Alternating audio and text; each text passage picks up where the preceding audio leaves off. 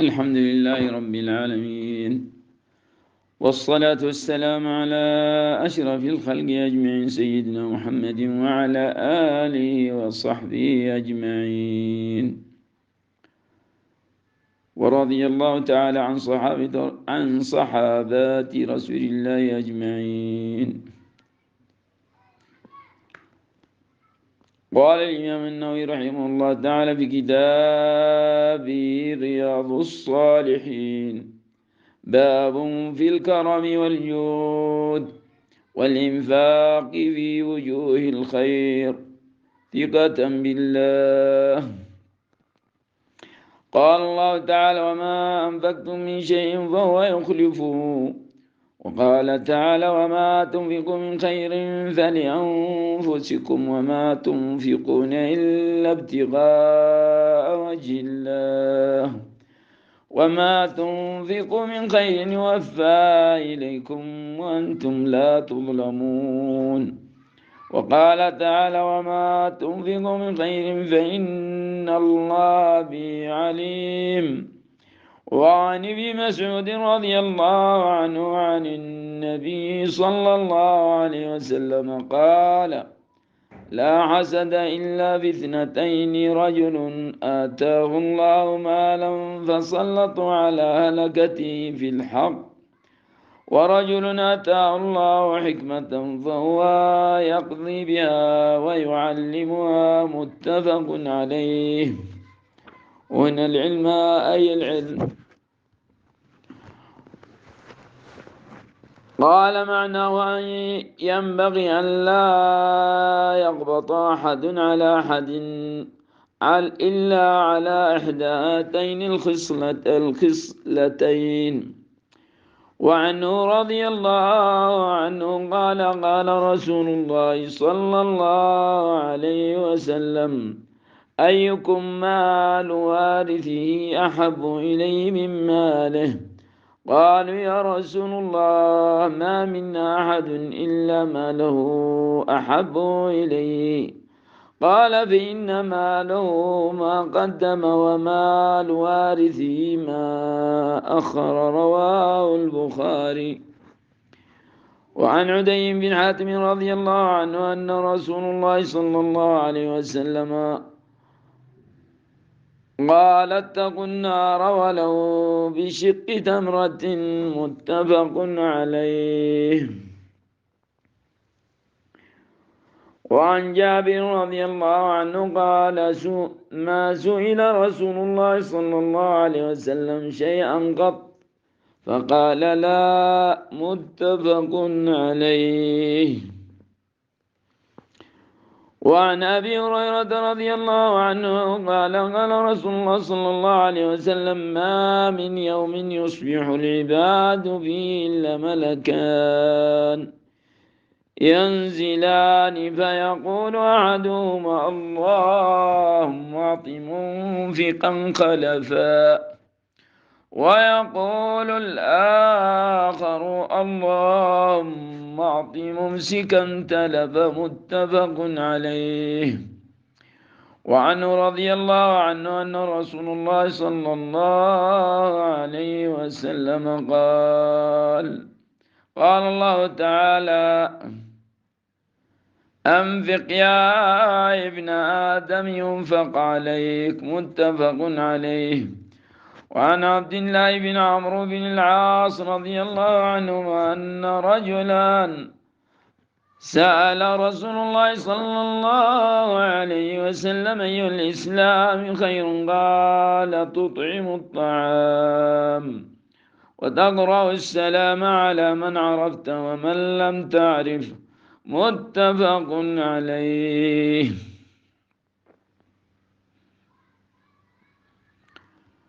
وعنه رضي الله عنه قال: قال رسول الله صلى الله عليه وسلم: 40 خصلة أعلى منيحة العنز. ما من عمل يعمل بخصلة منها رجاء ثوابها وتصديق موعدها إلا أدخله الله تعالى بها الجنة. رواه البخاري وعن أبي أمامة صدي بن عجلان رضي الله عنه قال قال رسول الله صلى الله عليه وسلم: يا ابن آدم إنك أن تبذل الفضل خير لك أو تمسكه شر لك، ولا تلام على كفاف، وابدأ بمن تعول، واليد العليا خير من اليد السفلى. رواه مسلم. وعن أنس رضي الله عنه قال: ما سئل رسول الله صلى الله عليه وسلم على الإسلام شيئا إلا أعطاه، ولقد جاءه رجل فأعطاه غنما بين جبلين، فرجع إلى قومه فقال: يا قوم أسلموا، فإن محمدا يعطي عطاء من لا يخشى الفقر، وإن كان الرجل ليسلم ما يريد إلا الدنيا، فما يلبث إلا يسيرا حتى يكون الإسلام أحب إليه من الدنيا وما عليها. رواه مسلما.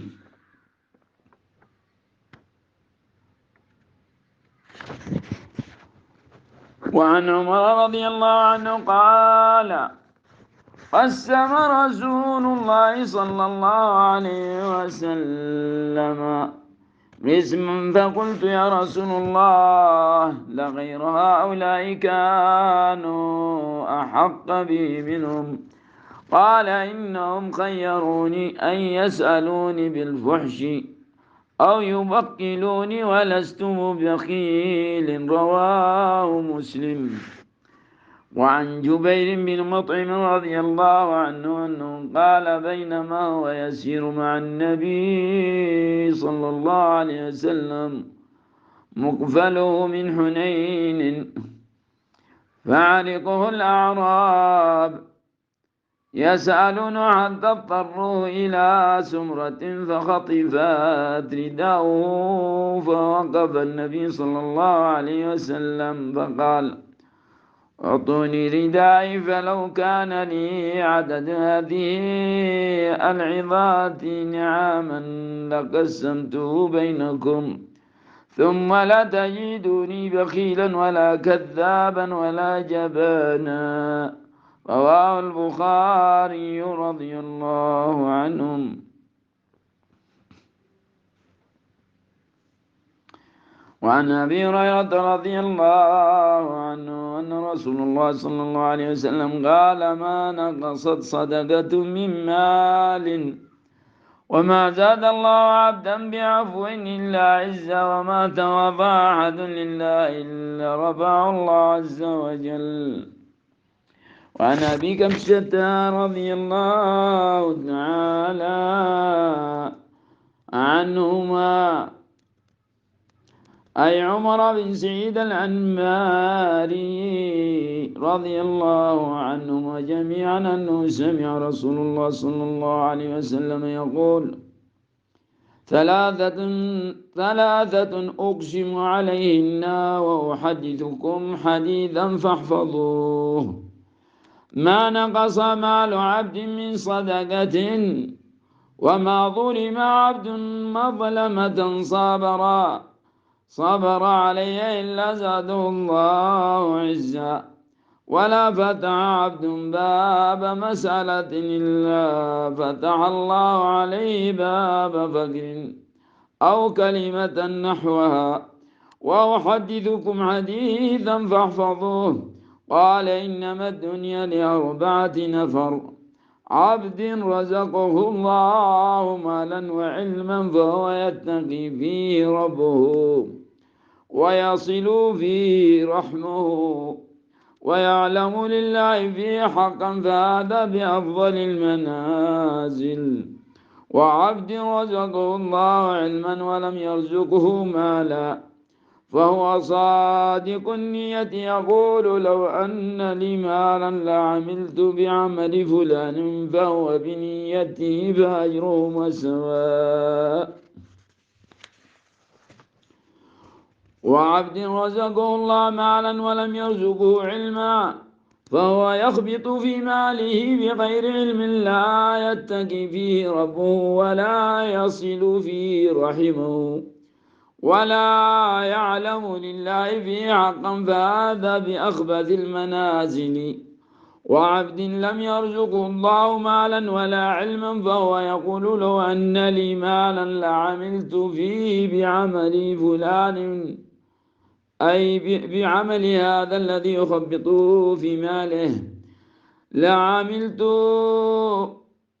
فيه بعمل فلان، فهو نيته فوزرهما سواء. رواه الترمذي وقال حديث حسن صحيح. وعن عائشة رضي الله عنها أنهم ذبحوا شاة، فقال النبي صلى الله عليه وسلم ما بقي منها؟ قالت ما بقي منها إلا كتفها. قال بقي كلها غير كتفها. رواه الترمذي وقال حديث صحيح. ومعناه تصدق بها إلا كتفها، فقال بقيت لنا في الآخرة إلا كتفها. وعن أسماء بنت أبي بكر الصديق رضي الله عنه قالت قال لي رسول الله صلى الله عليه وسلم لا توكي فيوك عليك. وفي رواية أنفقي أو أنفحي ولا تحصي فيحصي الله عليك، ولا توعي فيوعي الله عليك. متفق عليه.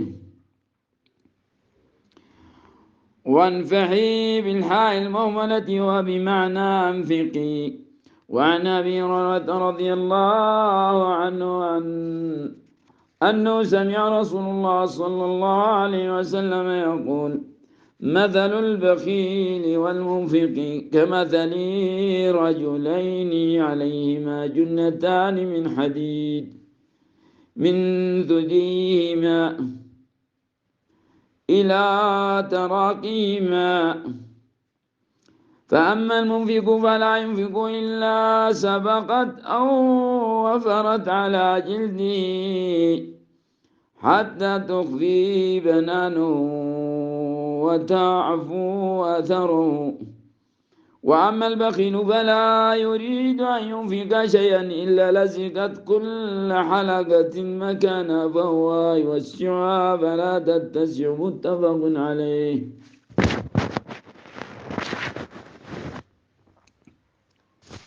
وعنه رضي الله عنه قال رسول الله صلى الله عليه وسلم من تصدق بعدل تمرة من كسب طيب ولا يقبل الله إلا طيب، فإن الله يقبلها بيمينه ثم يربيها لصاحبها كما يربي أحدكم فلوه حتى تكون مثل الجبل. متفق عليه. قال الفلو وهو المهر ومنه. وعنه رضي الله عنه عن النبي صلى الله عليه وسلم قال بينما رجل يمشي بفلاة من الأرض فسمع صوتا في سحابة أسقي حديقة فلان، فتنحى ذلك السحاب فأفرغ ماءه في حرة، فإذا شجرة من تلك الشجر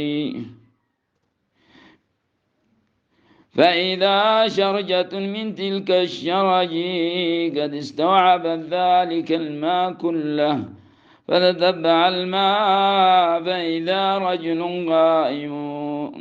قائم في حديقته يحول الماء بمسحاته، فقال له يا عبد الله ما اسم؟ قال فلان. للاسم الذي سمع في السحابة. فقال له: يا عبد الله، لما تسألني عن اسمي؟ فقال: إني سمعت صوتا في السحاب الذي هذا ماء يقول: اسقي حديقة فلان لاسمك، فما تصنع فيها؟ فقال: أما إذ قلت هذا فإني أنظر إلى ما يخرج منها فأتصدق بثلثه، وآكل أنا وعيالي ثلثا، وأرد فيها ثلثه. رواه مسلم. قال الحرة: الأرض المسلبة حجارة سوداء، والشرج مسيل الماء، والله أعلم علمه أتام. اللهم تقبل منا واعف عنا واغفر لنا وارحمنا وأنت أرحم الراحمين. وصلى الله على نبينا وجميع الأنبياء والمرسلين يا كريم.